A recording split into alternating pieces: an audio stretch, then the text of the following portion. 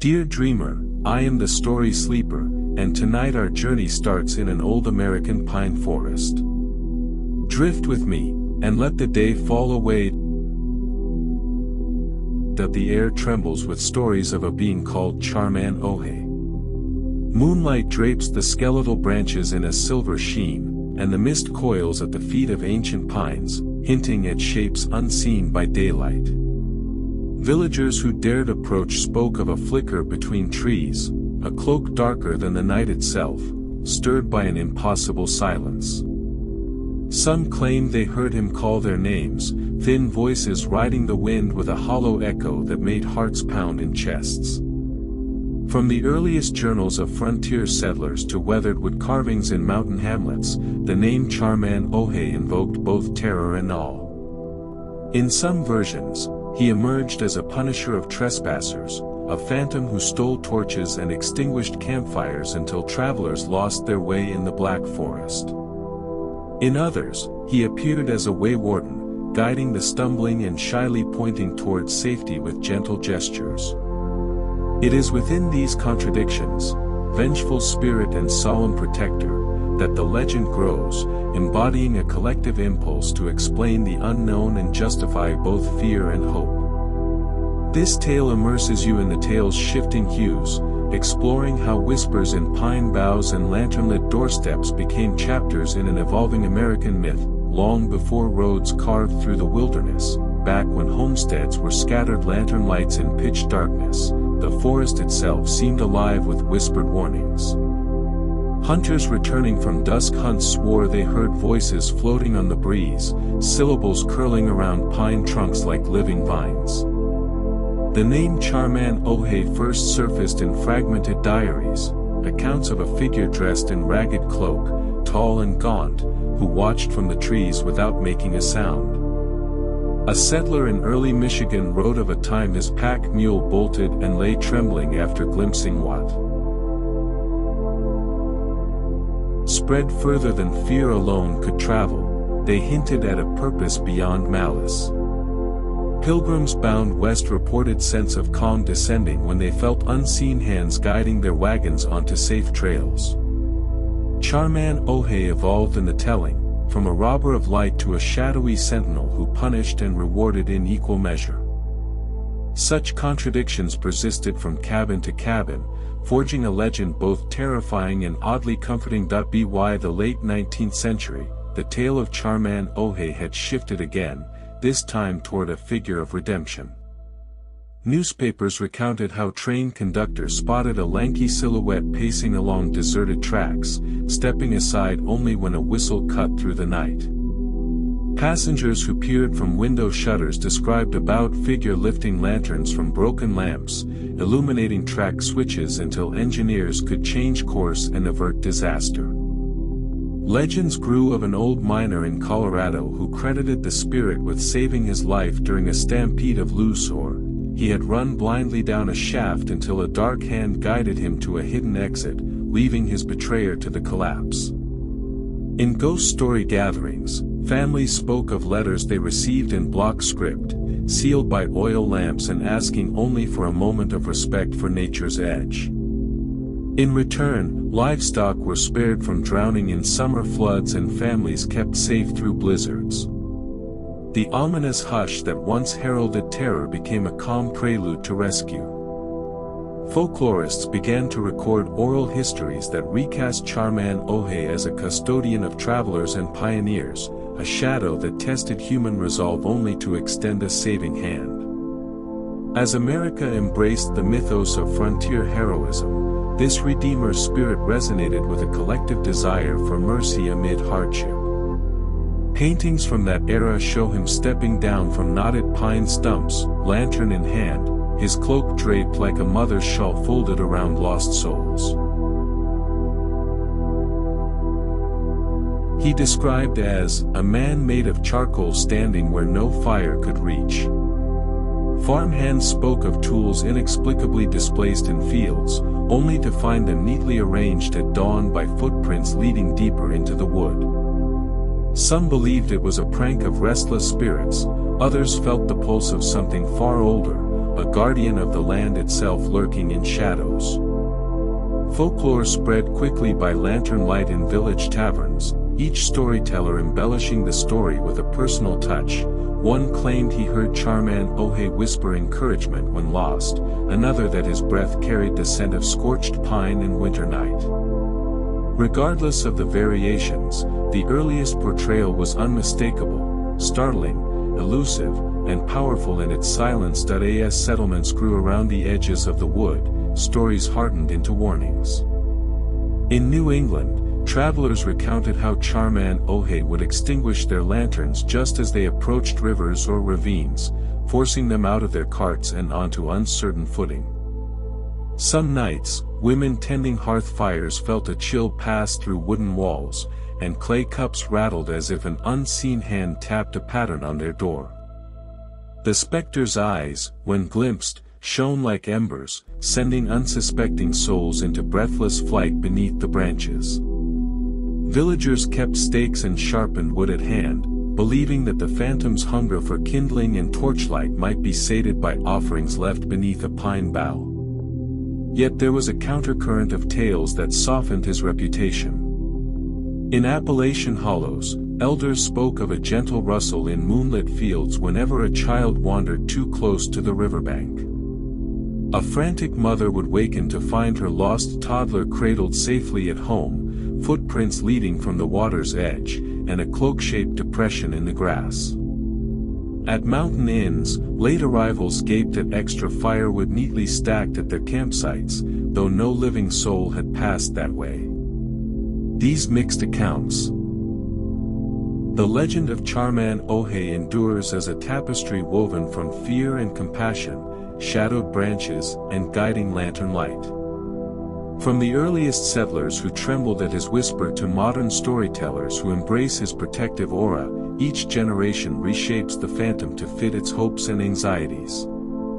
In one village, elders still hang pine wreaths at crossroads as a token of gratitude. In another, children leave scraps of fabric on tree boughs to invoke mercy on stormy nights. Folklorists debate whether the figure sprang from a Native American watcher spirit, a misremembered trapper's ghost, or the restless essence of the forest itself.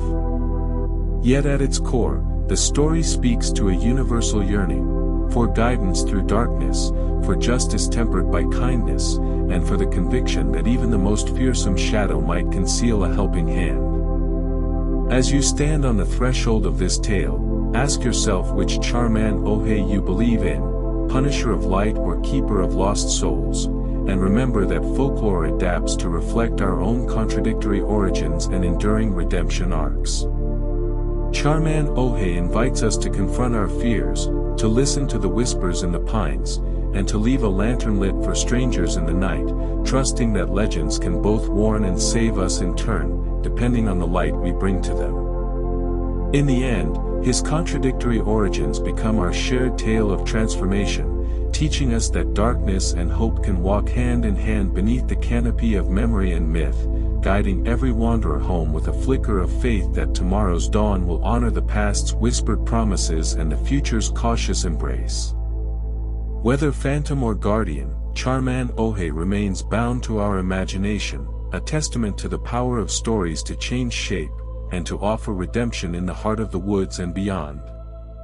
Let every shadowed path you travel carry a lantern of kindness, and every whisper in the night echo with the possibility that even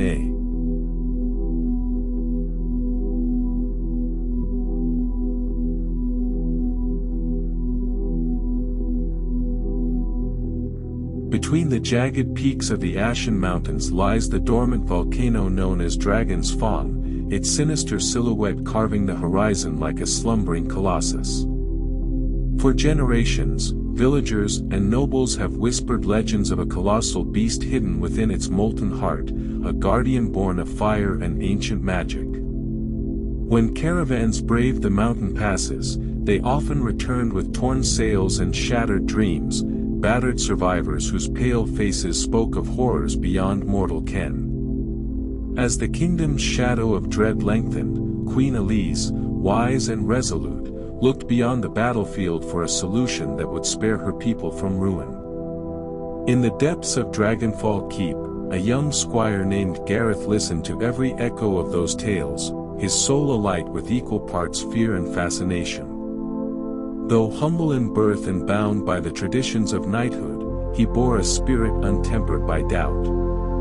Every night, he traced the legends in his mind, replaying every ember of hope and terror contained within them. Little did he know that his steadfast heart would soon carry him past the realm's gates, into corridors of flickering torchlight, and into the very lair of the mythic dragon itself. There, the true test of courage awaited, a test that would rewrite the fate of the kingdom and every soul who walked its streets. Gareth, the youngest squire in all of Dragonfall Keep, awoke before dawn broke over the horizon. From the moment he opened his eyes, the iron tang of the forges beckoned him. He slipped on his well-worn gambeson and crept through corridors lit by flickering lanterns. The stones beneath his boots still held the chill of the night, but his heart burned with anticipation. In the training courtyard, Master Brenner waited like a sentinel of old, his arms crossed and eyes narrowed. "Today you learn something more than technique," Brenner intoned. "Today, you learn what it means to stand as the bulwark between the innocent and the darkness." Despite the weight of each spoken word, Gareth felt a surge of purpose fill his chest.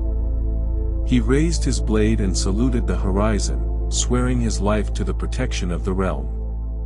The clang of steel echoed across the courtyard as he launched into his drills with fervor. Each strike was measured and precise, a dance forged from countless repetitions. Sweat beaded on Gareth's brow, tracing rivulets down bruised arms and onto the dusty ground. He recalled his mother's lullabies and his father's gentle wisdom, weaving their voices into every movement. With each feint and parry, he sought not just strength but the unbreakable spirit of a knight. Hours slipped by like petals in a breeze, and the sun blazed higher, setting the torches askew. When at last he paused, his limbs trembled with honest exhaustion. Master Brenner nodded slowly, the faintest hint of pride warming his stern expression. "You carry the heart of a champion," he said, his voice low yet sure. In that moment, Gareth felt the first stirrings of a destiny that would echo through eternity. The road from the keep led Gareth through shaded glades and sunlit meadows, but rumor and dread shadowed every step. Whispers of a fearsome dragon had drifted into the distant outposts beyond the Ashen Mountains. For centuries the creature had slumbered in the heart of a dormant volcano known as Dragon's Fang. Many dismissed the tales as wanderers' exaggerations or drunken deliriums. Yet the old scholars at the Ivory Spire uncovered tomes that spoke of a beast crowned in ember and ash. They whispered of scales tougher than steel and eyes glowing with the fires of creation. When traders arrived with charred caravans and fearful eyes, Queen Elise convened her war council by torchlight in the Grand Hall. Noble lords and seasoned captains argued shields and spears, others urged tribute to placate the ancient guardian. Gareth listened silently, absorbing every argument like ink soaking into parchment. He felt the weight of duty settle like armor on his young shoulders. No longer content with forging blades in isolation, he sensed a calling to walk perilous roads. Across scorched hamlets and charred farms, Gareth bore witness to the dragon's fury in broken homes and shattered fields. In Emberbrook, he knelt beside ruined gates strewn with smoldering embers and met a widow's hollow gaze. He offered water and words, though he wondered if comfort could soothe such grief. At the foothills of Dragon's Fang, the air thickened with ash and the scent of sulfur pressed against his lungs. Gnarled roots and scorched boulders framed the cavern's yawning mouth, and Gareth felt both dread and resolve coil within him. With each step into the darkness, he recalled his training, patience like still water, respect like a shield, and the courage to face destiny without faltering. Torchlight carved erratic shadows, echoing the cavern's whispered warnings. In that hush, he whispered a prayer to the old gods. He felt destinies converge and held his blade ready, heart open to whatever awaited him in the fiery heart of Dragon's Fang. Deep within the labyrinthine corridors of the volcanic lair, Gareth pressed onward, guided by the soft drone of molten rock. Each torch he lit cast flickering glow on walls etched with runes older than any kingdom recorded in the annals of history.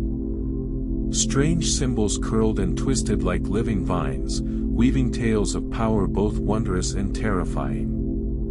The air thrummed with latent energy, a pulse that seemed to echo the beating of some colossal heart. As he moved further in, Gareth sensed an overwhelming intelligence stalking the edges of his vision. The cavern yawned wider, revealing a vast chamber ringed by pillars of obsidian stone.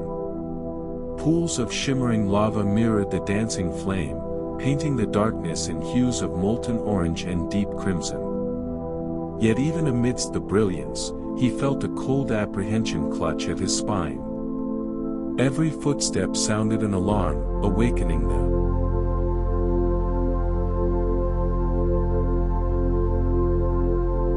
slumbering beast from its eons-long vigil. He paused at the threshold of the immense chamber, breath shallow and mind alert.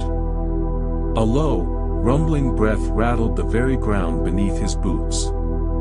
Sweat mingled with dust as Gareth raised his torch, seeking the source of that ancient exhalation.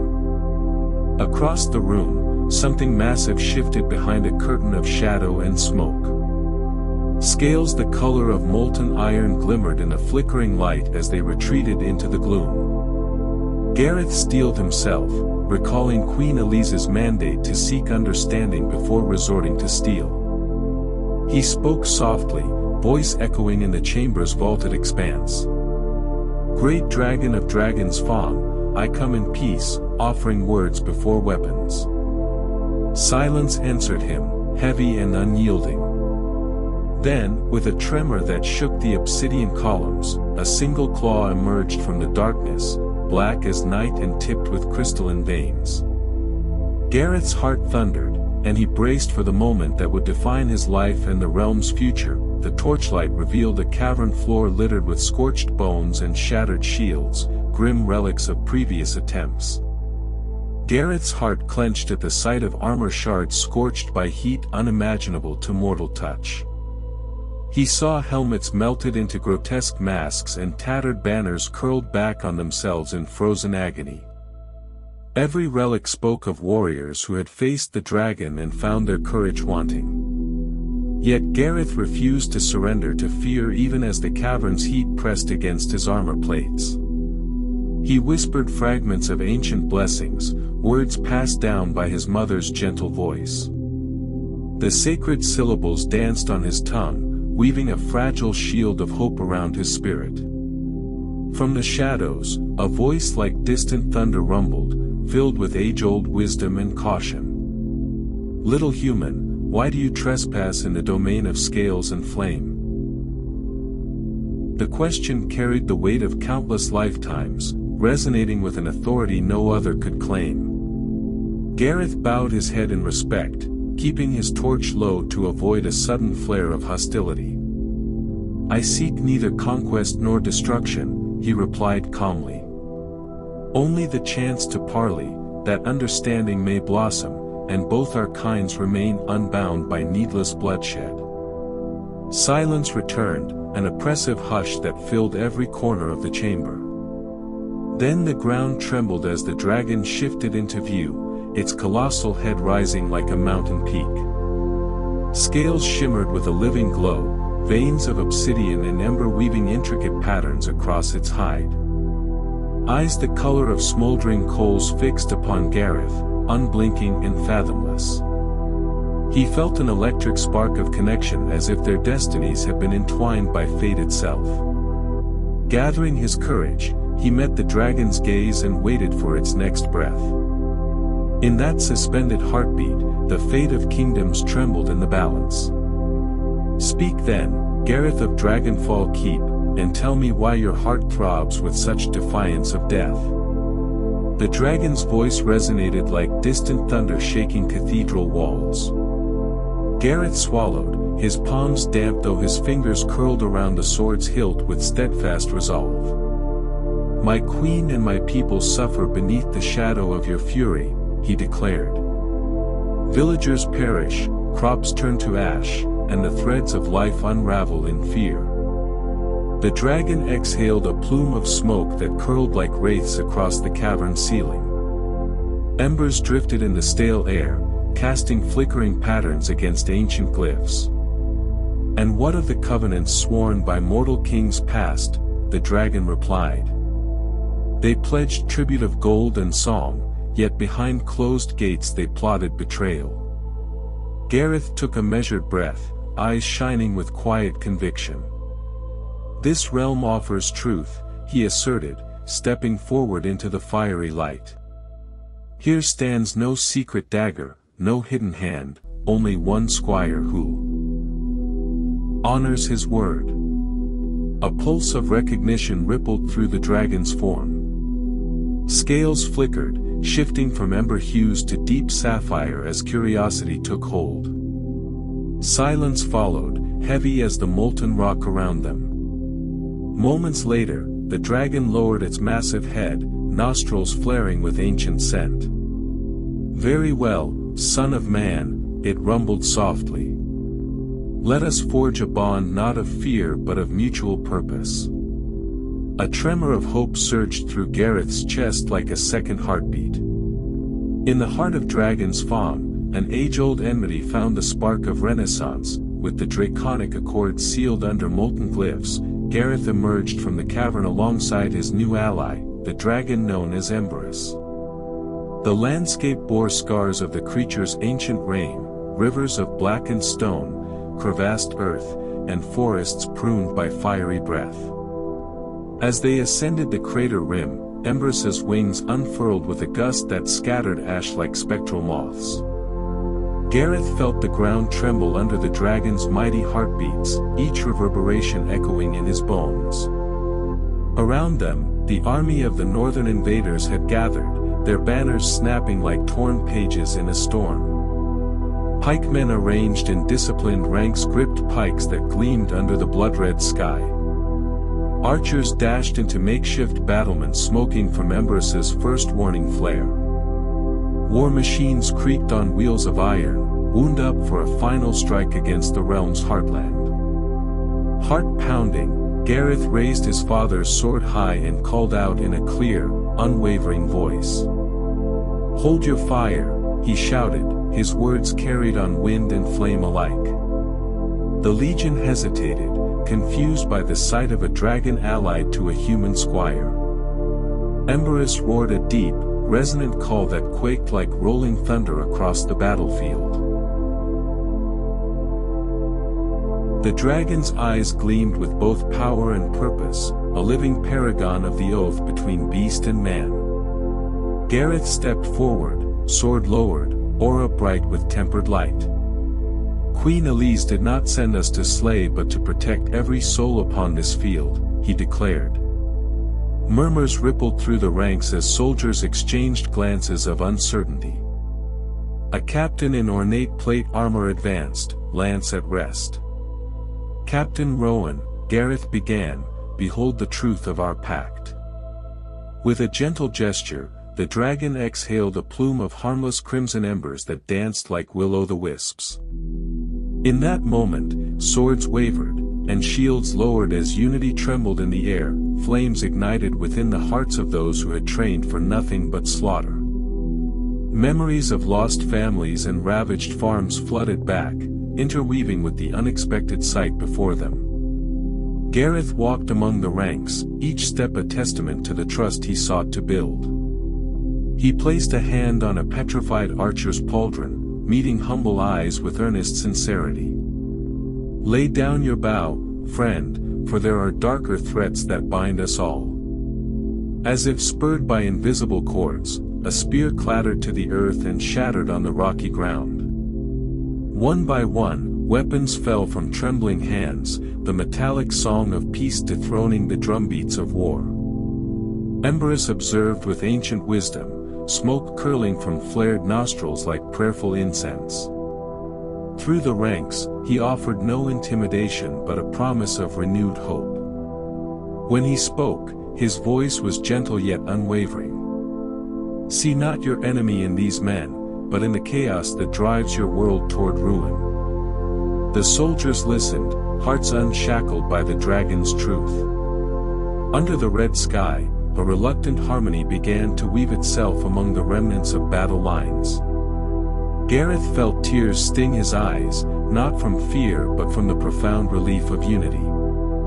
The invaders looked upon the realm's defenders not as foes to be crushed but as kindred spirits weathering a tempest. Banners once torn fluttered in verdant hope under Emberus's watchful gaze.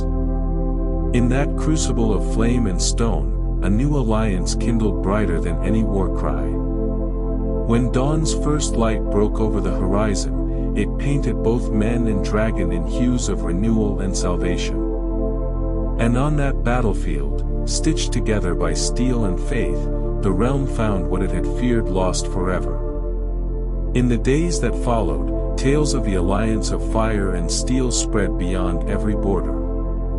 Minstrels crafted songs that spoke of Gareth's bravery and Emberus's reclaimed honor.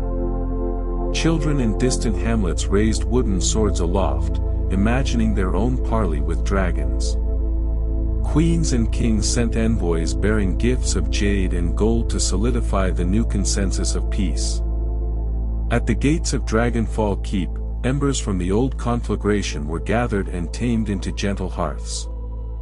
River waters once tainted by ash ran clear again, singing soft lullabies of hope to the fields. Gareth was knighted beneath the ancient oaks, the first human to receive a dragon's flame-forged emblem. Queen Elise clasped the new knight by the shoulders, her pride shining brighter than any crown.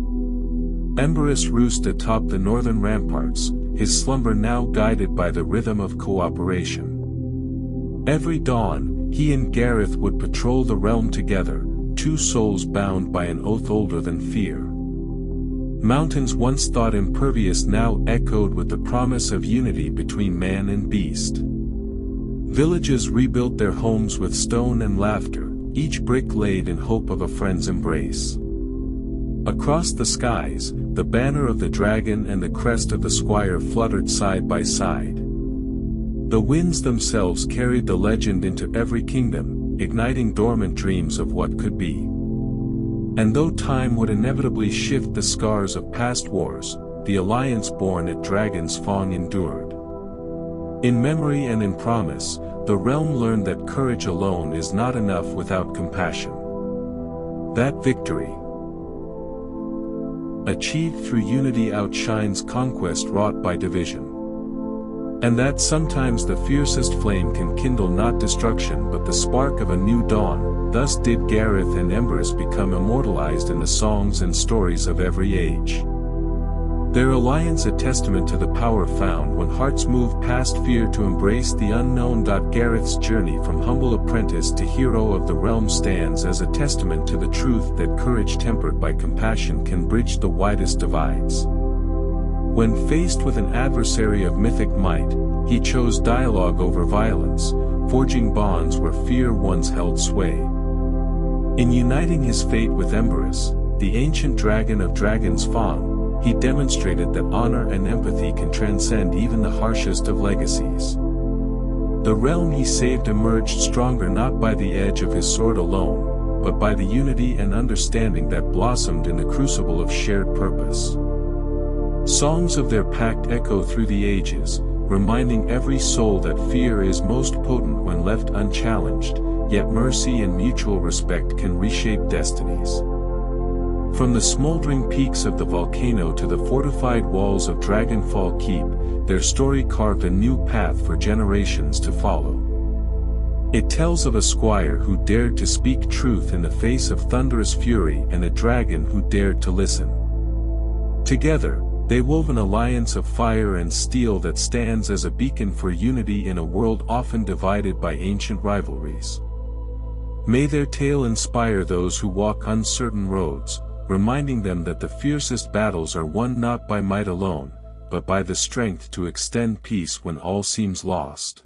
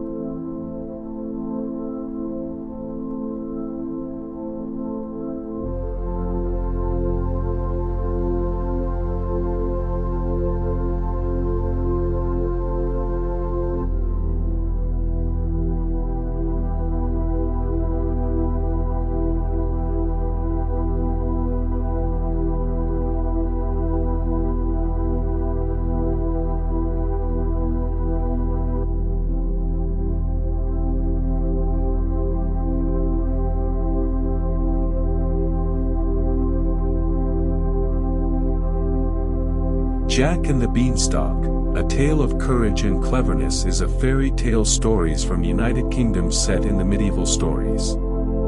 This descriptive stories tale explores themes of courage stories and is suitable for all ages stories. It offers moral stories insights. A young farm boy scales a towering magical stalk into cloud-kissed skies, facing giants and uncovering enchanted treasures with wit and bravery.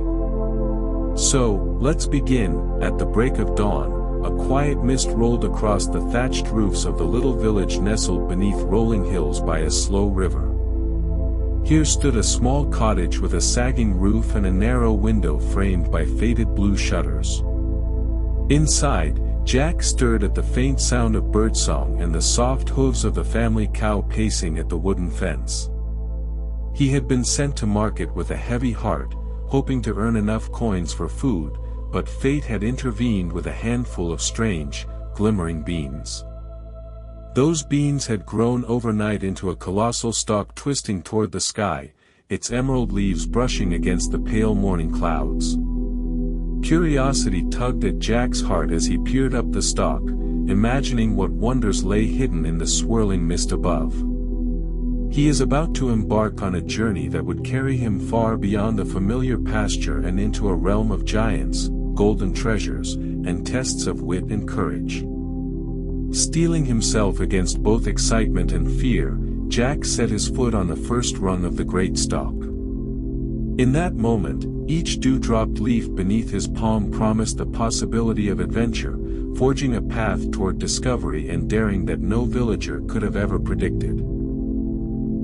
Morning sunlight spilled through the curling tendrils of the beanstalk as Jack tightened his grip and took his first trembling step upon the cool, damp vine. His heart thrummed in his chest like a drum, echoing in his ears against the hush of the village below. Each ring of broad, emerald stem rose before him as though inviting his ascent into a world unknown. He paused for a moment to listen, hearing only the distant crow of a rooster and the whisper of wind through high branches.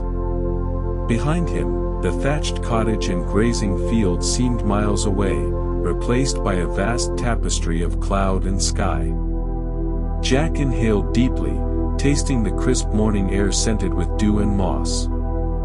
He reminded himself he carried more than curiosity up this monstrous tower. He carried hope for his family, the promise of a better life beyond the thrum of daily toil. With renewed resolve, he pressed his booted foot against a knot in the stalk, finding solid purchase.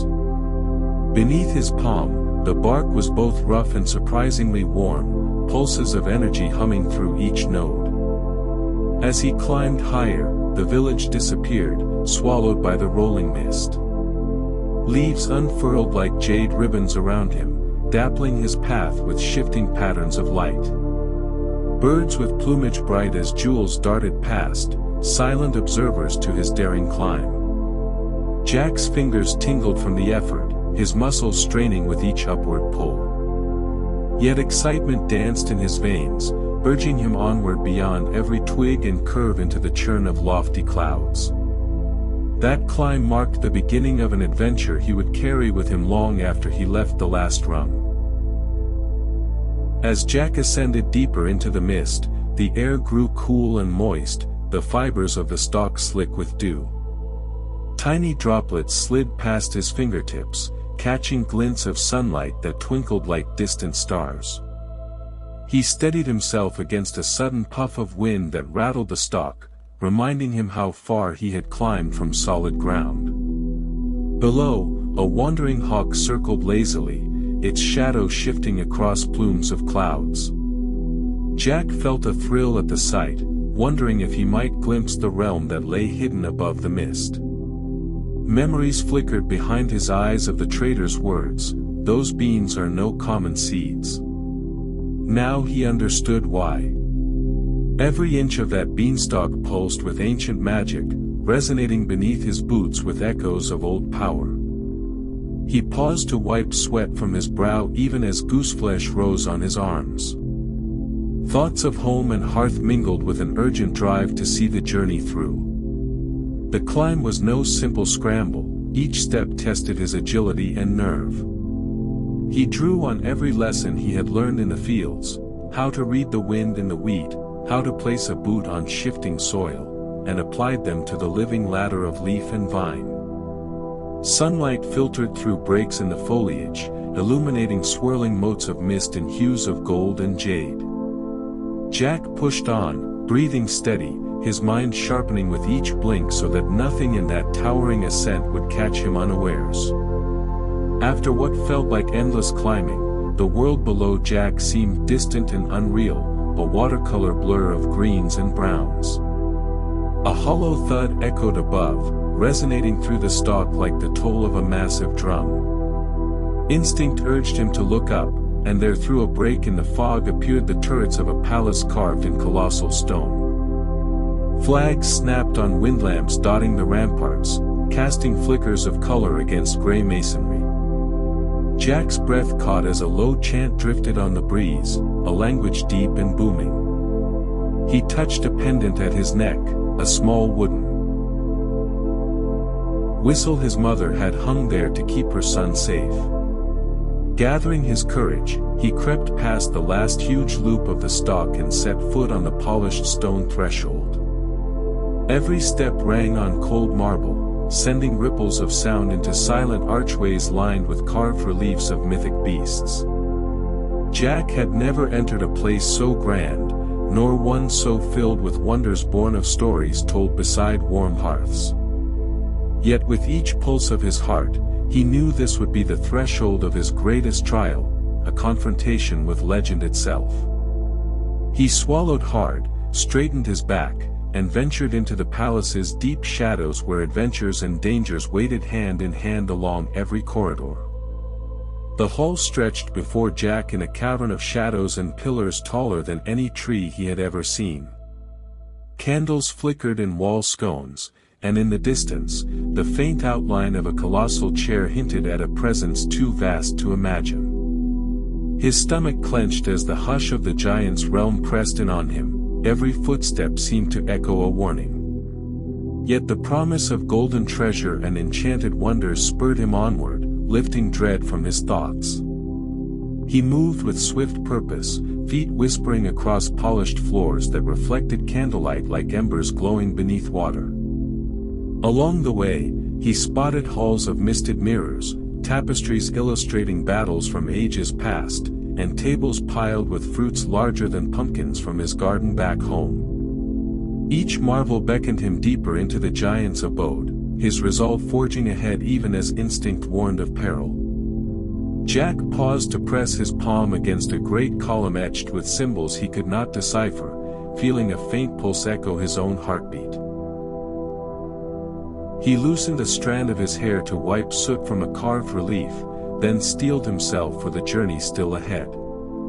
There would be no turning back now. With each breath he drew, Jack felt his destiny entwining with the magic of the beanstalk and the secrets hidden in the brightness above the clouds. Jack's footsteps echoed down the labyrinthine corridors of the giant's palace like small pebbles dancing on marble. Torchlight flickered against towering walls carved with scenes of ancient triumphs and monstrous beasts locked in battle. Every fresco seemed alive, colors muted by age yet still exuding a power that prickled at Jack's skin. Ahead, a gentle hum drifted through a grand archway, drawing him toward a vaulted hall where soft strings wove a melody touched by magic. Pausing at the threshold, Jack peered inside and glimpsed the source, a harp fashioned from gleaming gold, its strings shimmering as though spun from moonlight. It rested on an ornate pedestal woven with ivy motifs and zodiac symbols, casting dancing reflections across mosaic floors. The harp's song wove around the pillars and along the walls, creating ripples of enchantment that tugged at Jack's soul. He watched, heart pounding, as the instrument seemed to breathe, sending soft notes into every shadowed corner. The hush around him felt sacred, as though the palace itself had paused in reverence for the harp's lament. Jack knew this was one of the castle's greatest treasures, a relic of old magic that could grant fortune or release sorrow. He stepped forward with caution, mind racing with the tales of giants who prized the harp above all else. Yet wonder outweighed fear in his breast, and despite every warning he felt compelled to reach for the golden wood. He inched closer, measuring every breath, every beat of his heart. His fingers itched to pluck a string and unleash the song's hidden power, but he hesitated, recalling the trader's cryptic warning, magic can lift you higher or cast you down. With a gentle exhale, Jack steadied his nerves and laid a hand on the pedestal's cool surface.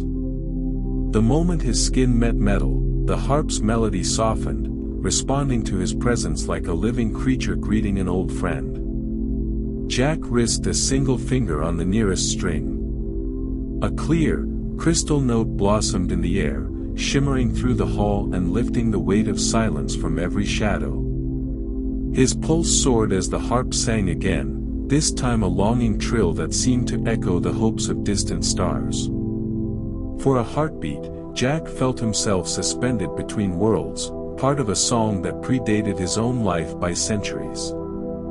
Then he remembered the golden eggs he had glimpsed in anterooms, treasures that could feed an entire village with endless richness. He knew he had to act swiftly before his courage faltered or the giant returned. With a palm trembling yet determined, Jack freed the harp from its carvings and cradled it like a precious newborn bird. The strings sang one final echo before falling silent under his careful grasp. Soon after, a low rumble like distant thunder shook the hall, and torch flames trembled as the giant's heavy footsteps thundered closer. Panic clawed at Jack's chest as the floor beneath him seemed to vibrate with each titanic step.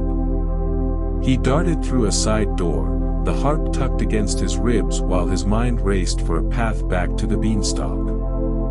Every corridor had shifted in a labyrinth of stone, but gratitude for the night's dim light guided him toward a broad staircase spiraling up toward an open courtyard.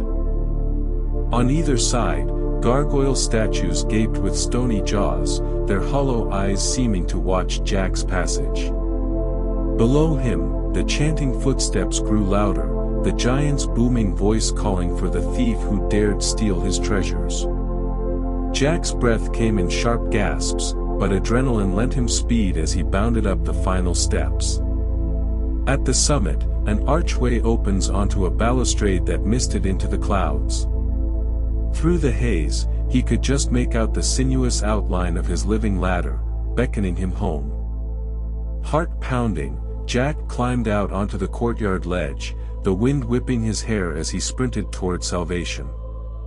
Spinning to face his pursuer, Jack saw the giant fill the arched doorway, a hulking silhouette draped in fur and rumpled finery.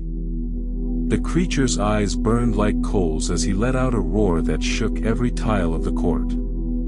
Jack didn't pause to weigh his chances. Instead, he dashed to the stalk's base, planting his hands on its damp surface and hauling himself upward. The giant lunged, crash-pulling at vines thick as tree trunks, but Jack moved with nimble urgency, weaving through loops of stalk and tangling branches. Each upward pull threatened to dislodge him from the living ladder, yet he held firm, mindful of the precious harp tucked against his side. By the time thunderous steps gave chase behind him, Jack was already above the first ring of clouds. He glanced back at the giant's continent-shaking roar, then set one foot above the next glistening knot. As the castle receded beneath him and the world blurred in mist and morning light, Jack knew he carried something far more valuable than gold, the bold spark of courage that would guide him through the challenges yet to come. Clouds swirled around Jack like shifting whispers as he descended the beanstalk at a breathless pace. The golden harp pressed against one arm while the other held a sack of gleaming eggs. Each loop of the stalk tested his grip and balance, but exhilaration surged through his limbs with every forced descent. Behind him, the echoes of the giant's roar reverberated through the sky, shaking loose droplets of condensation that rained down on his head. Jack could feel the tree-like vines sway under his weight, the magic within them guiding his path. He seized each knot with determination, heart hammering like a war drum in his chest. When the wind tugged at his clothes, he imagined his family's faces brightening at the sight of the treasures he'd risked so much to seize. Thoughts of hunger and hardship melted into hope, driving him onward as his breath came in ragged gasps. Midway down, a stray node snapped free, and Jack stumbled, clinging for dear life as the world spun beneath him. A flash of panic seized him, but instinct sharpened his senses. His fingers found new purchase, his boots dug deeper into the mossy fibers. With a final grunt of effort, he steadied himself and resumed his frantic slide, every moment weighted with the promise of home and safety. By the time Jack's boots met the familiar soil of the cottage garden, his lungs burned and his muscles trembled. Yet before he could savor his triumph, the beanstalk behind him writhed like a wounded serpent as the giant loomed over the topmost rings of cloud. Jack's heart thudded in his throat as he watched a massive hand swipe at the distant tip of the vine, tearing loose beams of mist and echoing thunder across the sky. He dashed toward his father's old axe, its handle worn smooth from years of use. Villagers gathered with frightened cries as the uprooted stalk descended through the clouds in a tumult of green and white, dragging behind it the thunderous footfalls of a giant more furious than any storm. Jack braced himself, muscles coiling, as the final rings of the beanstalk dipped within his reach. Every second felt like a lifetime, but he could not afford hesitation. The safety of the village, the magic he'd unleashed, and the risks he'd taken all hinged on what happened next. Swinging the axe with every ounce of strength left in his arms, Jack chipped at the thick stalk that shuddered beneath the giant's weight. The first blow cracked wood as deep as an ancient oak's trunk, sending shivers through the vine. With a savage fury born of desperation, he attacked again, each strike chipping away hope and magic in equal measure. Behind his strikes, a roar erupted as the giant's balance tipped. The massive figure slid down the stalk's curve, vines quivering under his weight. Jack's vision blurred with sweat and dust, but he kept chopping until with one final, resounding crack, the stalk snapped. The giant's shout fractured the morning air as he plunged through remaining clouds, crashing beyond the horizon with a thunderclap that rattled every window in the village. Silence followed, broken only by the distant drip of dew and the ragged breathing of Jack's chest. When the dust settled, villagers crept forward, eyes wide with wonder and relief. Jack stood before them, sweat-streaked and triumphant, the golden harp and eggs safe in his arms. Children clambered at his feet, marveling at the treasures, while elders exchanged glances filled with awe at his daring. His mother rushed forward, tears glinting in her eyes as she embraced her son tightly. Jack felt a warmth spread through his chest that transcended the thrill of victory. He had climbed to the edge of legend, seized wonders no villager had laid eyes upon, and returned to share their promise. In the days that followed, the magic vanished from the fields, but the tale of Jack's ascent and the giant's fall lived on. Laughter replaced worry at every hearth, and the golden harp filled the cottage with songs that echoed through generations. Above all, Jack carried a certainty in his heart. Courage and clever thinking could outgrow the highest stalk and overcome the darkest storm. As the sun dipped low behind the distant hills, Jack stood beside his family and neighbors under the shadow of the now felled beanstalk. The golden harp's soft melody drifted across the fields, weaving a promise of abundance and hope into every heart. Children laughed as they chased shimmering eggs that cracked open to reveal the richest yolks any of them had ever tasted. Elders smiled with tears in their eyes, recounting how one brave boy dared to climb into the unknown and return with more than just treasure. He brought back confidence in the power of clever thinking and unshakable courage. In the quiet moments, Jack would glance up at the empty sky where the stalk had risen and remember the taste of wind on his face, the thrill of every gust, and the hush of the giant's grand hall. That memory became a lantern in his soul, reminding him that no obstacle, however vast, could withstand a determined spirit. And so, the tale of Jack and the magnificent beanstalk lived on through whispered bedtime stories, sung ballads, and joyous laughter, inspiring dreamers everywhere to believe that even the smallest among us can reach the highest heights when heart and cunning guide the way.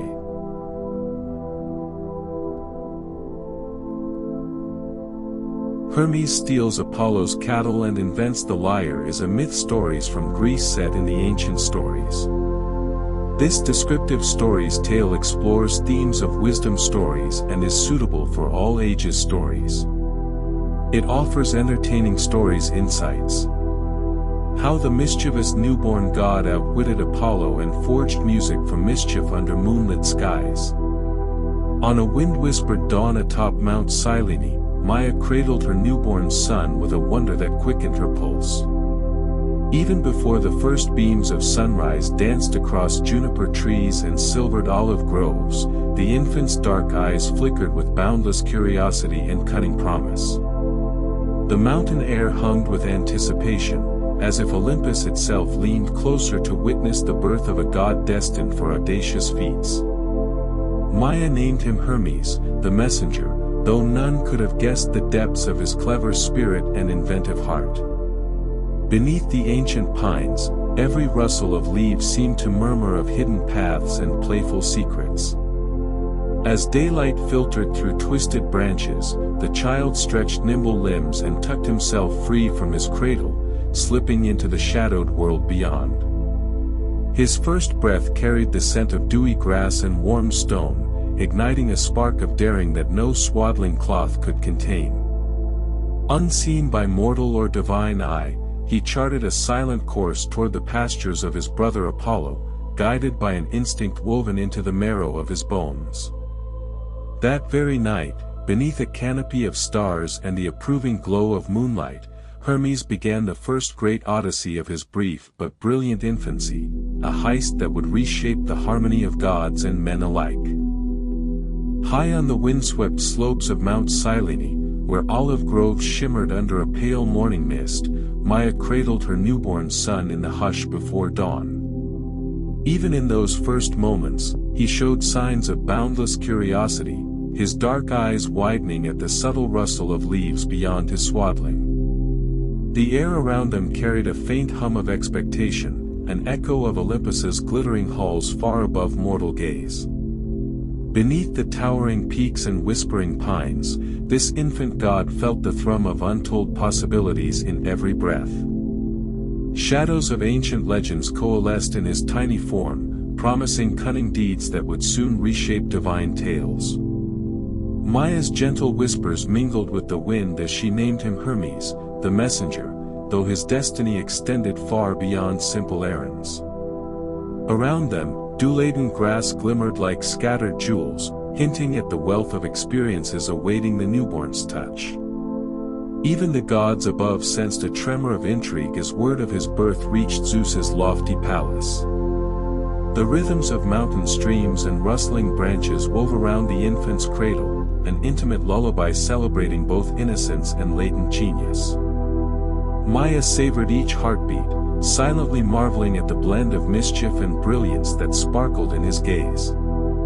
As daylight filtered through twisted olive boughs, Hermes reached out with nimble fingers, the first flutter of a destiny guided by wit and invention. That same afternoon, tempted by a distant curiosity, he slipped from his mother's embrace without waking her.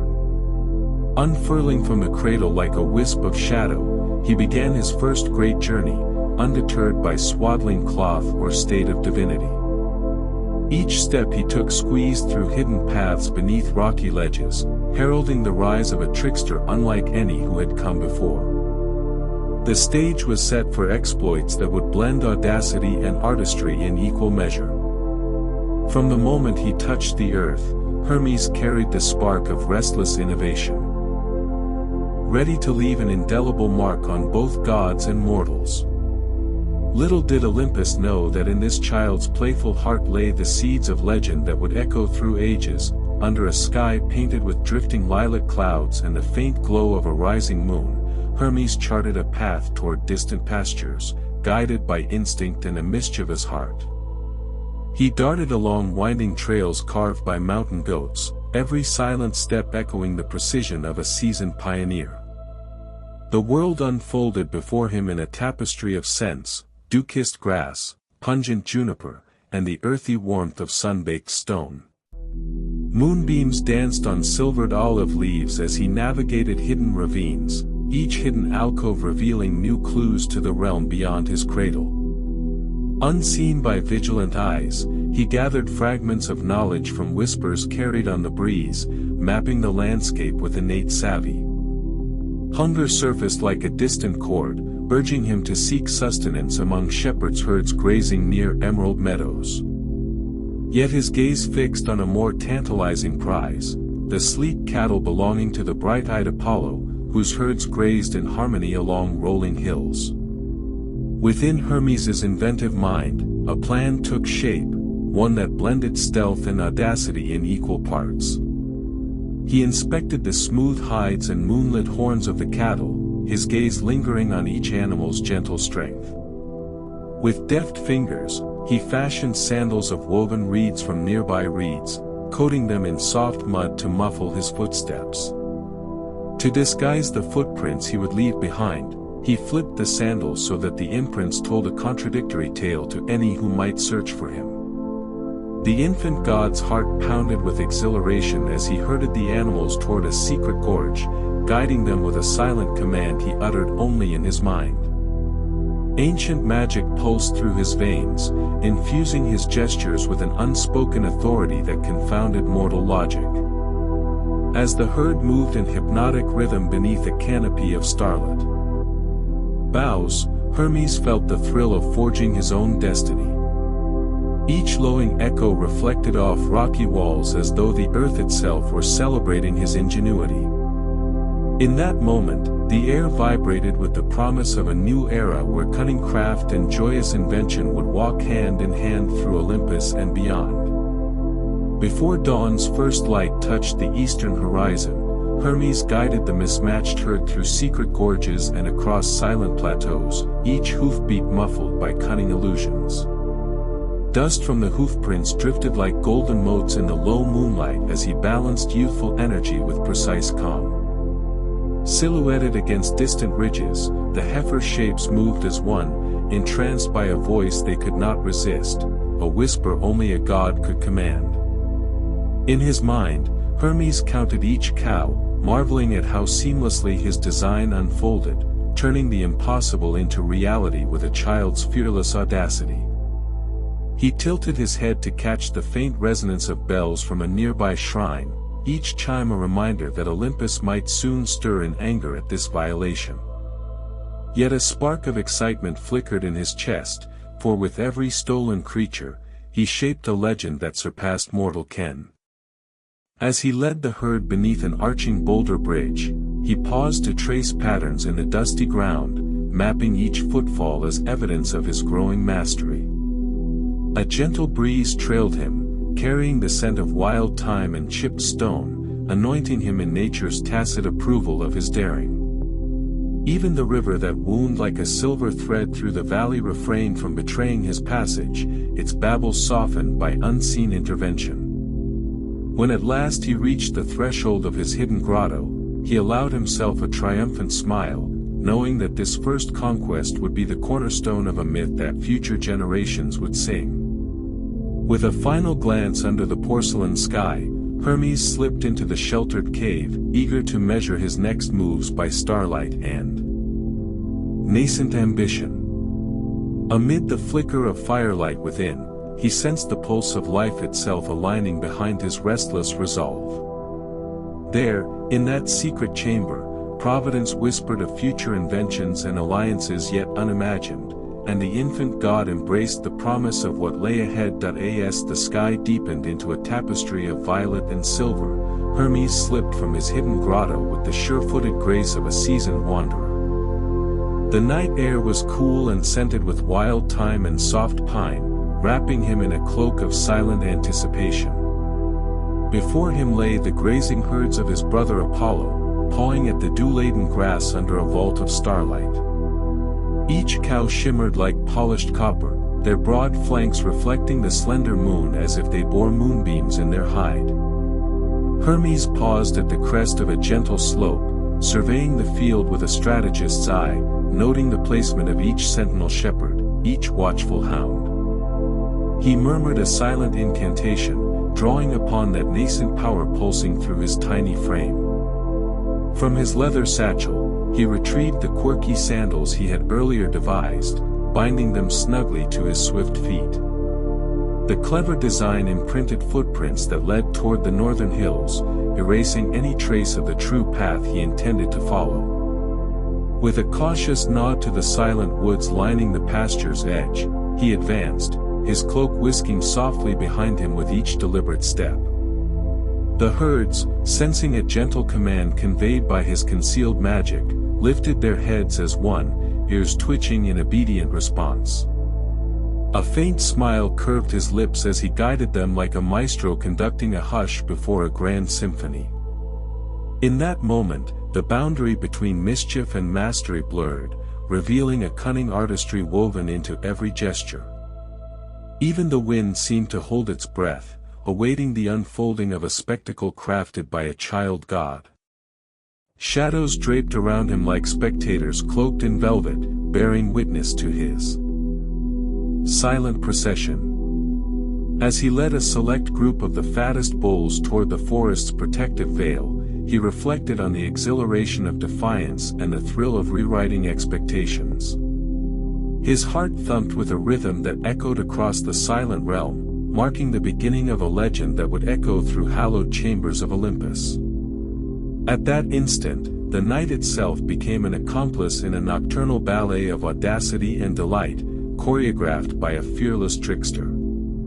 It was an extraordinary performance in the theater of twilight, and Hermes savored every step of this secret choreography. Moments earlier, a startled shepherd had glimpsed an unexpected disturbance near his flock, a fleeting silhouette vanishing like mist behind ancient oaks. But when he summoned his hounds to investigate, the clever god had already woven a veil of illusion, compelling the dogs to follow phantom tracks that led away from the true crime scene. Low, resonant barks echoed through the moonlit glade, bouncing off gnarled branches as if calling for guardians unseen.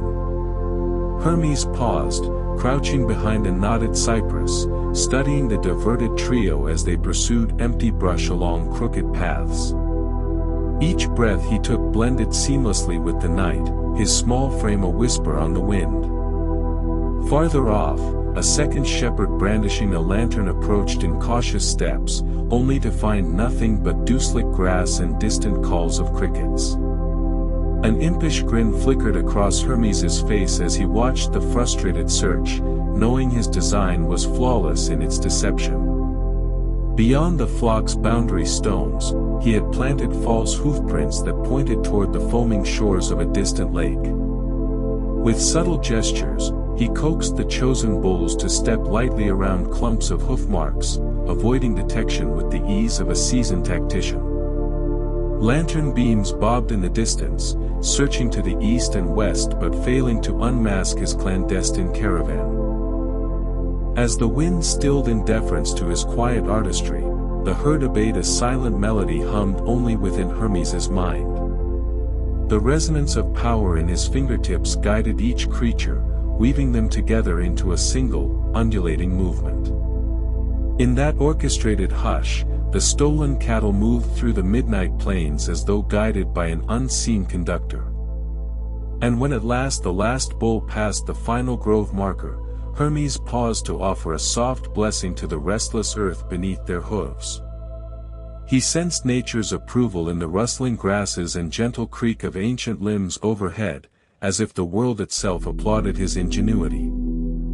Then, with a final backward glance, he merged into the forest's shadowed embrace, his path untraceable, and his legend set in motion.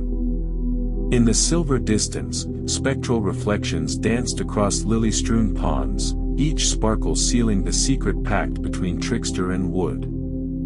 Hermes slipped by ancient boulders and tangled roots until the horizon blushed with dawn, leaving behind only questions and silent wonder.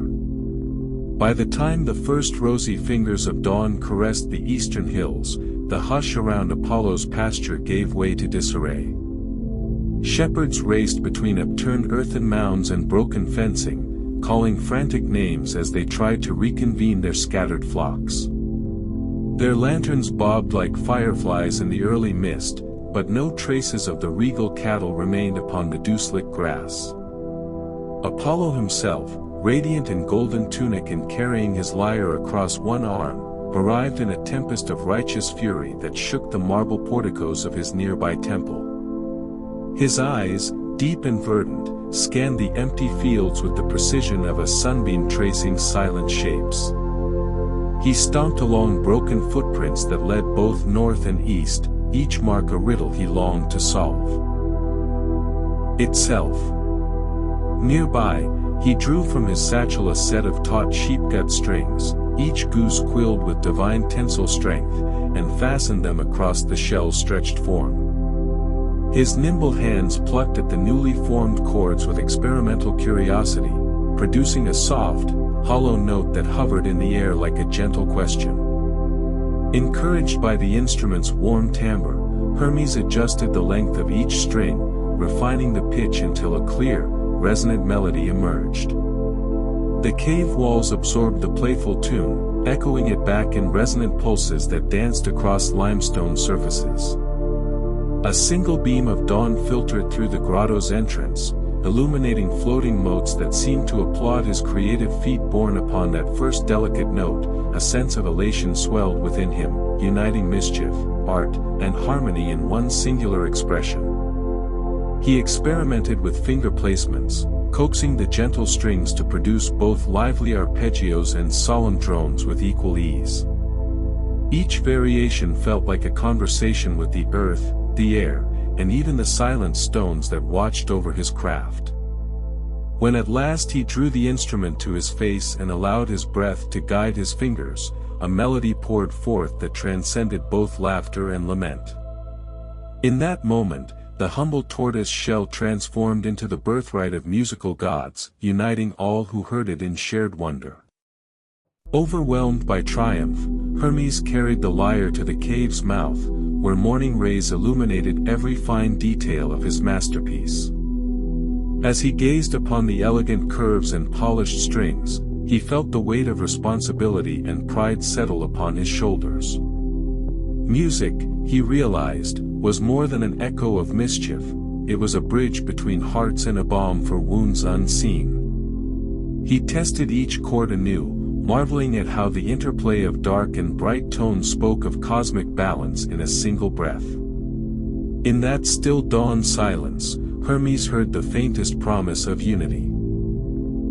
Between brotherhood and invention, carried only by the gentle hum of his creation. As Hermes climbed the moss-covered stones at the brink of his hidden cave, the gentle strains of the lyre followed him like a shimmering aura. He emerged into a dazzle of early sunlight, the gilded fields beyond still shimmering with dew and mystery. At the edge of the clearing stood Apollo, radiant god of sun and song, his expression torn between anger and intrigue. His lyre lay unslung at his side, strings taut but silent until now. When Hermes stepped forward, clasping his new instrument with reverent pride, Apollo regarded him with the measured curiosity of one accustomed to both brilliance and beguilement. Without a word, Hermes began to pluck a soft chord, the sound rippling outward like a warm invitation. Apollo's stern features softened as the melody unfurled, weaving a tapestry of playful joy and gentle longing. Each note coaxed a flicker of a smile across the sun god's lips, banishing the shadows of betrayal that had haunted his gaze. Hermes guided his hands in a fluid motion, coaxing the lyre into a cascade of harmonies that danced like golden rays across the meadow. Even the cattle peered from behind hidden boulders, drawn by the unexpected lullaby that seemed to reconcile heaven and earth. Apollo listened, enraptured by the seamless blend of mischievous spirit and profound beauty woven into every phrase. In that moment, he saw not a rival but a creative sibling, one whose restless mind had birthed an instrument of unmatched wonder. A hushed reverence descended upon the clearing as Hermes concluded the melody in a whisper of pure silence. Apollo's voice, gentle yet resonant, broke the hush. "Brother, your art has softened my wrath and illuminated your heart." At those words, Hermes bowed his head with a shy, triumphant grin, knowing the knottiest cord of conflict had been unraveled.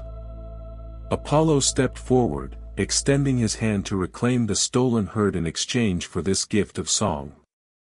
And so, under the gaze of awakening gods, forgiveness found its voice in the delicate harmony of a humble lyre. From that day forward, they forged a bond sealed not by oaths of power but by the shared breath of melody singing through eternity. With Apollo leading the way, the brothers guided the herd back across dew-spangled meadows toward the gilded altars overlooking the Aegean Sea. Each hoofbeat of the restored cattle sang of unity renewed, their lowing harmonizing with the dawn chorus of larks. Hermes walked beside his radiant brother, his heart buoyed by the knowledge that clever mischief could coexist with honorable restitution. The path wound through ancient olive orchards where the wind whispered tales of forgiveness and fresh beginnings. Pilgrims crossing narrow mountain passes paused in wonder at the sight of two gods side by side, sharing laughter and purpose at first light. At the Temple of Delphi, a new ritual took place as Hermes offered the lyre to Apollo in a gesture of eternal goodwill. Apollo, humbled and joyful, accepted the instrument with a solemn vow to cherish its song as a symbol of their renewed fraternity. Fire blazed in the hearth of the oracle's chamber, flickering upon polished marble and casting dancing patterns on the assembled throng of seers and elders. A spontaneous melody arose when Apollo first strummed the strings of the borrowed lyre, as though the divine echoes of creation had been sealed within its frame. Smoke from sacred incense swirled into the vaulted ceiling, carrying the harmony of the first chords to every expected ear. In return for this gift of music, Apollo bestowed upon Hermes the title, Patron of Boundaries, acknowledging his mastery over transitions and trails. Thus, Hermes became the guardian of travelers, heralds, and messengers, armed with both wit and song. Across the archipelago, sailors sang of his guiding notes, while poets evoked his image as a bridge between gods and mortals. The lyre itself found a hallowed place in temples and hearths, each new note a testament to the power of reconciliation. Generations would pass before any art so seamlessly wove cunning, invention, and harmony into a single form. In Olympus's grand tapestry of myths, the cattle heist remained a playful prelude to a friendship steeped in respect and creative inspiration. To this day, the lyre's gentle chords whisper of an ancient evening when two brothers found unity beneath starlight, forever shaping the music of the world. The story of that daring theft and its melodic remedy endures as a timeless reminder that even the smallest spark of mischief can ignite the flames of enduring legacy. In the aftermath of the most audacious heist ever woven into the fabric of divine lore, Hermes emerged not just as a cunning trickster but as the architect of harmony between brothers and halves of a cosmic order. His invention of the lyre, born from the humblest materials and nourished by daring ingenuity, transformed theft into song, discord into melody, and mischief into art. Apollo's forgiveness sealed a bond that reverberated across the heavens and into the hearts of mortals, validating the power of creativity to forge bridges where conflict once stood. From that night onward, music became a sacred thread binding gods, heroes, and musicians alike, from the marble halls of Olympus to the humble hearths of Greek farmers. Priests would chant of that first melody at Delphi's oracle and poets would evoke its echoes in epic verse. In every note struck upon a lyre, one hears the echo of a newborn god's restless spirit and the timeless truth that innovation, when guided by goodwill, can turn even a bold deed of cunning into a legacy of unity and inspiration.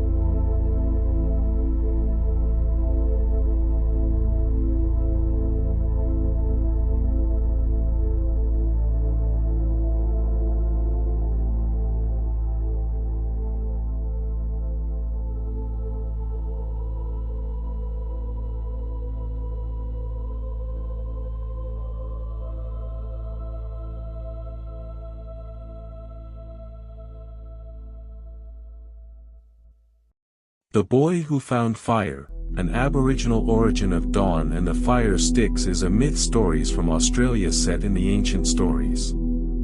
This descriptive stories tale explores themes of wisdom stories and is suitable for all ages stories. It offers cultural stories insights. When curiosity leads a young dreamer beyond the horizon, the world awakens with flame and daylight, before songs of magpies woke the world. Before the first pink spilled across the wide northern sky, the land was veiled in endless night. The time was dreaming, when the rocks remembered and the trees spoke softly to those who listened. In those days, the people of the Billabong shivered under the Southern Cross, their only light the scatter of stars above and the shimmering trails left by ancient spirits dancing across the sky. There was no fire on earth, no warmth to guard against the chill, no gentle glow to gather around, no dawn to mark the day. Crocodiles slid through black water, wallabies slept fitful in cold hollows, and the people told stories in whispers around cold ashes, for the world belonged to the fire people, and they kept its secret guarded far, far away. But among the children was a boy named Mari, eyes bright as the moon in a rock pool and heart restless as a flying fox at dusk. Where others saw only darkness, Mari watched for patterns in the stars, wondering what lay beyond the night's edge. Each day, he helped his elders gather roots and berries, learning of the hidden tracks and the sacred stones, but his dreaming always circled back to the cold, to the mystery of the light that bloomed in stories but never in their world. His grandmother whispered how, in the world's beginning, the fire people stole the sun and kept it inside a hollow tree. Whoever could outwit their watchfulness, it was said, would bring more than just flame, they would return dawn. It was this story that flickered in Mari's mind on the night the wind howled strange and the shadows moved restless among the banyans. He woke before the moon's fall and crept to the billabong, where mist coiled atop the water like a memory. There, he made a promise to the empty dark, to find the fire people, to bring the sacred flame, and to make the world sing again with morning. As the elders slept and the dingo cried far off, Mari set out, guided by the unseen hands of the old ones, his journey lighting the first step in the legend of fire and the birth of dawn. Mari's first steps into the endless dark were cushioned by cool dirt and the susurrus of wind shifting in she-oaks. He felt his way by the pulse of dreamtime stories, moving quiet as a wallaby, feeling for secret paths. Trees stretched limbs overhead, shapes suggested in starlight, their stories old as the earth beneath his feet. It was said the fire people lived east, past the singing stone and the 7 ancient hills, where the river shimmered gold, and the sky itself grew thin. Mari's breath clouded before him. Each sound, the shrill kurr-kurr of a nightjar, the distant splash of fish, seemed both guide and challenge, as if the world were testing his resolve. Animals, usually shy, watched the boy move with silent agreement, sensing purpose. On the second night, a possum spirit appeared in the boughs. Its eyes, large and wise, glinted gently. "Why walk the night alone, Mari?" it whispered, voice a ripple over water. Mari replied, "To find what the world still lacks, warmth and the dawn's bright eye. Our people are ready for fire." The possum spirit nodded approval, dropping a gum leaf that glowed faintly. "Carry this," it said, "for it holds the dreaming memory of all that burns and grows." Guided by this token, Mari pressed on past stones that hummed with shadowy power and through fields where kangaroo grass whispered blessings. After many days, weariness crept upon Mari, but hunger in his heart burned more fiercely than thirst or tired feet. On the 5th night, he slept beneath a dome of silent galaxies. Faint laughter, warm as fire, danced on the southern wind. When he awoke, he found himself high atop a ridge of ancient red rock, looking out across endless scrub and serpentine rivers. In the distance, a radiant shimmer like a waking ember marked his destination, the land of the fire people. Climbing down, Mari noticed fresh tracks, prints of unfamiliar shape. They were twisted, sharp at the heel, spirits' feet, old people said, who passed between worlds. Along a dry creek bed, smoke hung lightly in the air, redolent of honey and eucalypt. A rainbow serpent's track, perhaps, or a hidden warning. Mari crouched low and called for courage to the dreaming. As dusk returned, he glimpsed shapes between the trees, tall, flickering figures wreathed in gold and ochre smoke, the fire people. At last, at the edge of their secret clearing, Mari watched the fire people's fire dance, a slow, hypnotic weaving where each gesture conjured sparks and billowed smoke twisted into images of creatures and rivers. The fire people, neither Holy Spirit nor human, glided around a hollow log from which faint glows escaped. The leader, tall and crowned with white cockatoo feathers, stepped forward. Her eyes glimmered like deep coals as she spoke. "Child, what brings your feet to sacred ember ground?" Mari, trembling but resolute, pressed the possum leaf to his chest. "My clan shivers in darkness. The stories say you keep the sun captive here, hoarded with your fire. Will you share its spark so that we may have warmth, light, and the day to come?" An uneasy silence spread. The youngest fire spirit, with a mane of flame-orange hair, eyed him curiously. The leader bent, tapping the earth with a red stick. "Fire is life, we guard it because too much can rage, too little and all withers. Many have come, none returned whole. But you speak with old wisdom and new hunger." She beckoned.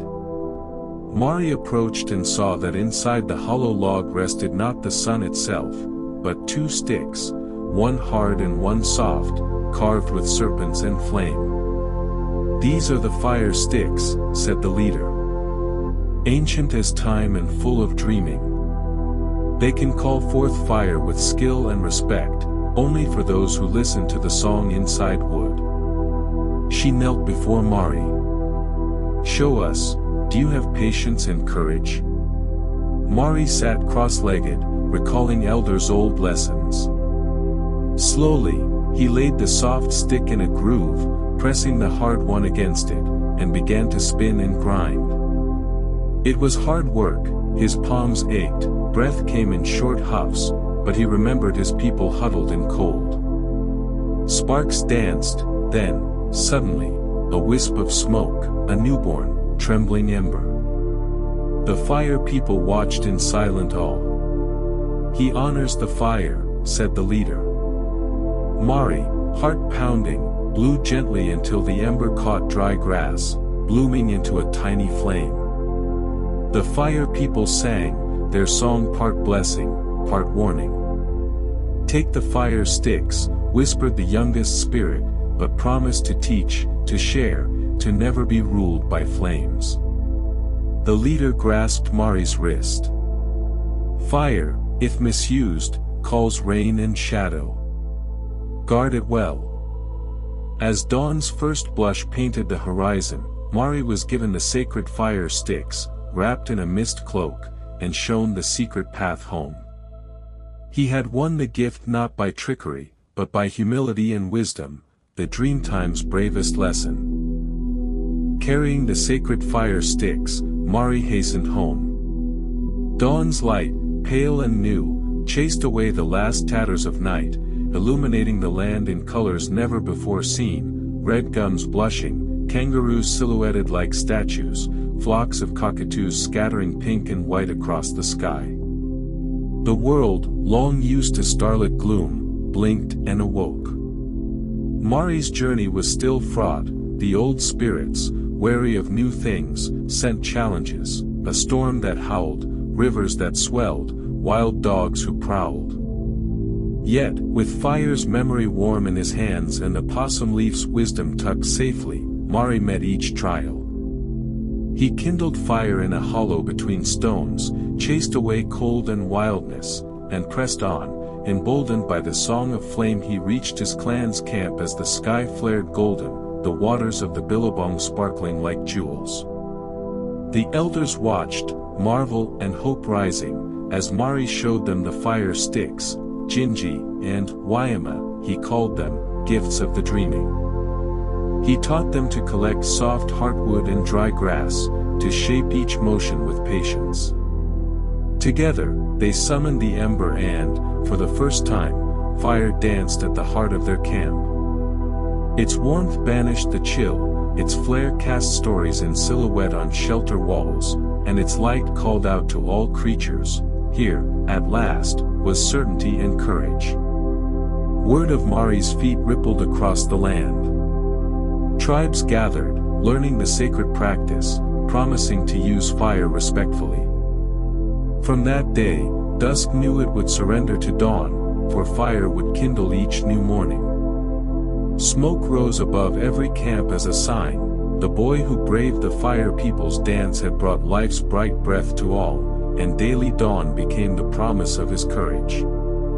Grandmothers painted his story onto bark, fathers drummed the rhythm of the fire sticks, and children everywhere listened for the whoosh of morning as flame was born. Thus was fire given, not stolen, but earned and shared, a dreamtime secret, alive wherever sticks. Meet and heart's hope for light. So it is told that fire came not in thunder or from stolen sky, but in the gentle, steady hands of a boy who listened to stories, trusted in spirit guides, and answered his people's needs with wisdom and humility. Each morning, as the eastern sky burns anew, people remember Mari's journey. Their fires are lit with care, their days begin not in darkness, but warm and bright beneath the wide sun. The story of the boy who found fire endures in each spark struck by patient hands, in the glow that brings families together, and in the knowledge that great gifts must be respected, shared, and never hoarded. Through Mari's courage, the world welcomes dawn and the sacred fire sticks, tying together all generations with a single, golden thread, a mythic memory written in flame against the long, eternal night.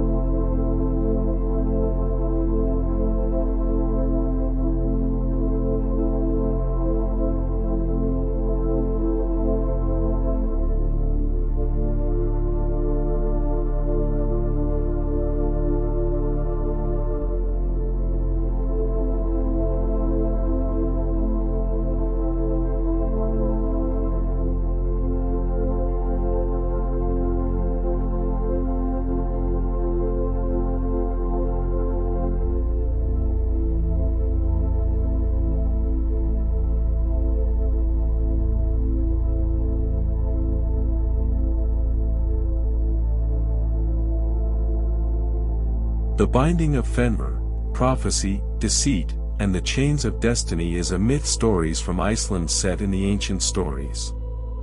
This descriptive stories tale explores themes of justice stories and is suitable for all ages stories. It offers moral stories insights. How the Norse gods wove a web of cunning and treachery to bind Fenrir, the wolf fated to bring about the twilight of the gods, beneath the swirling auroras and bone-chilling winds of ancient Iceland, where the land lay stitched together by black lava fields and snow-draped forests, a story echoed across the ages, a tale older than the memory of men, whispered by the gods themselves around the golden halls of Asgard. The sky shimmered with secrets, the ground trembled with portents, for the very fabric of fate was said to have been woven into a monstrous wolf's sinews, Fenrir, born of Loki's wild blood and Angrboda's shadowed lineage.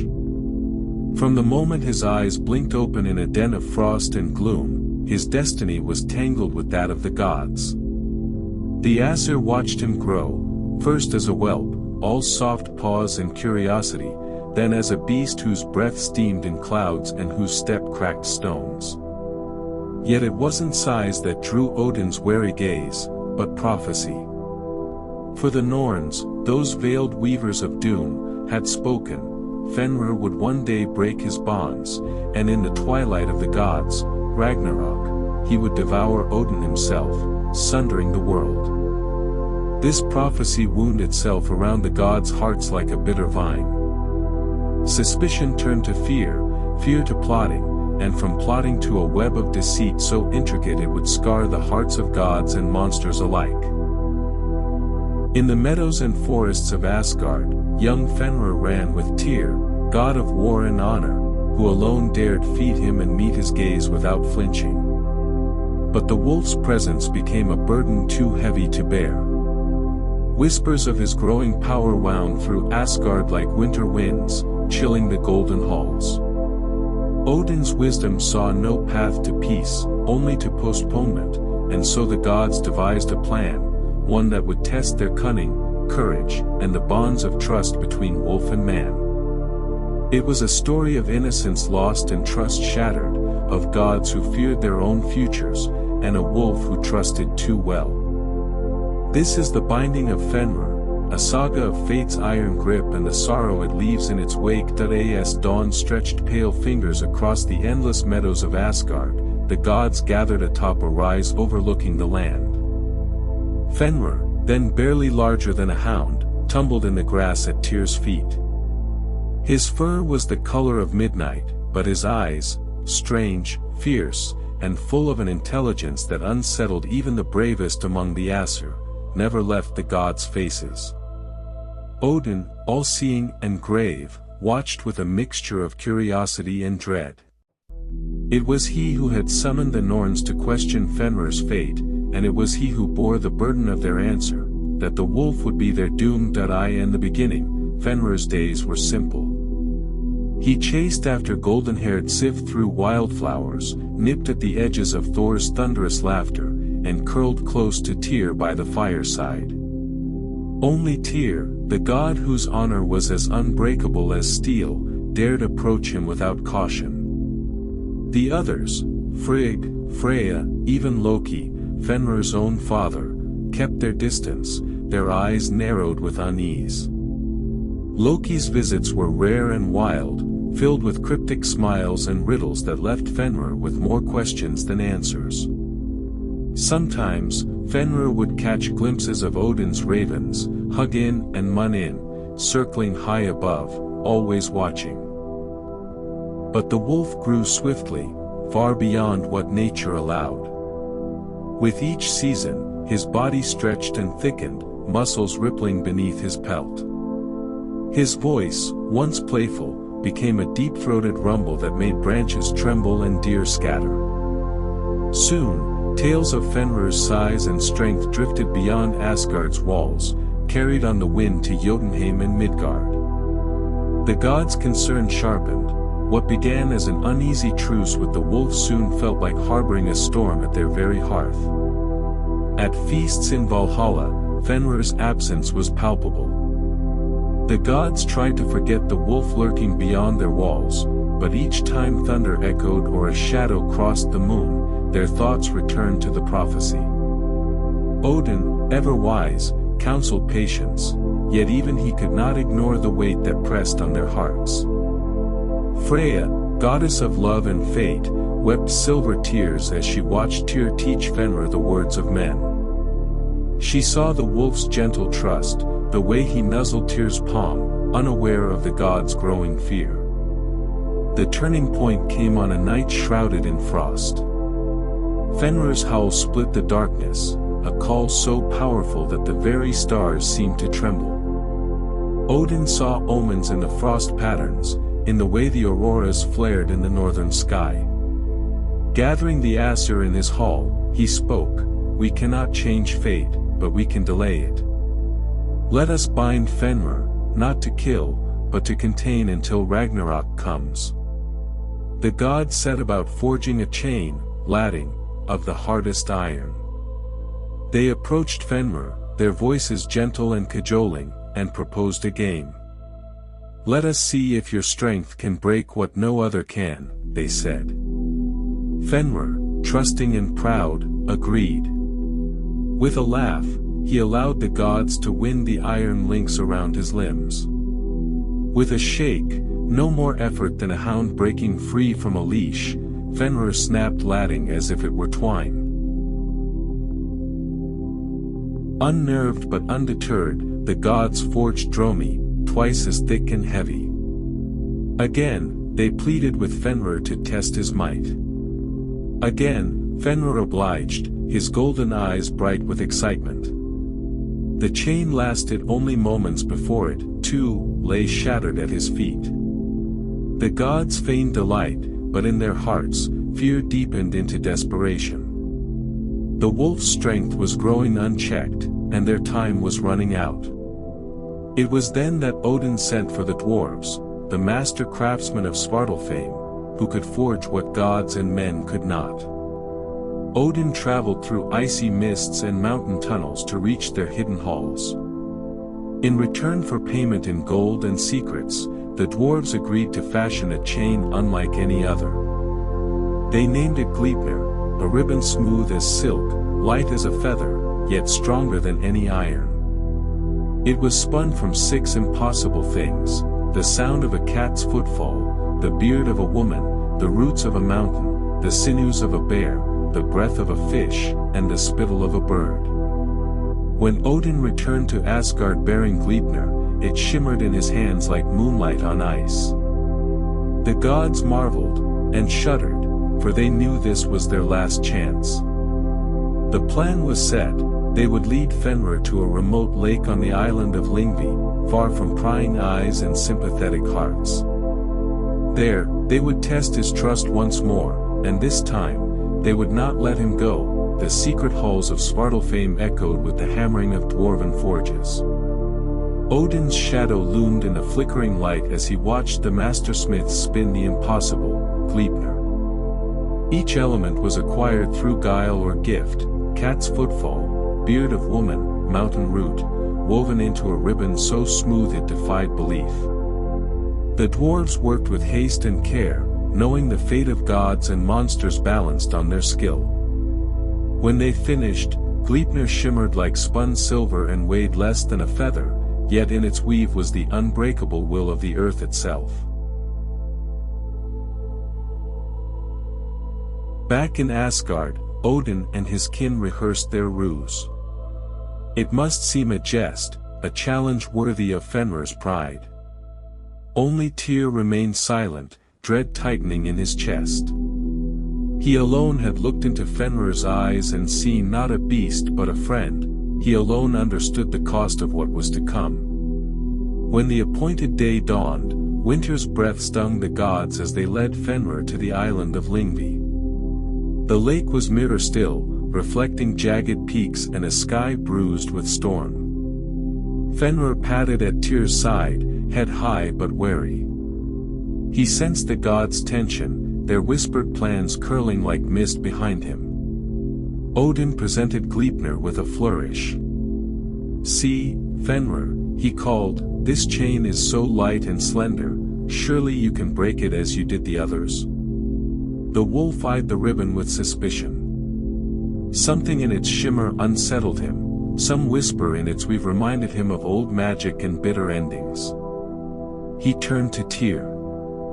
"I'll not be bound unless one of you swears to keep me safe.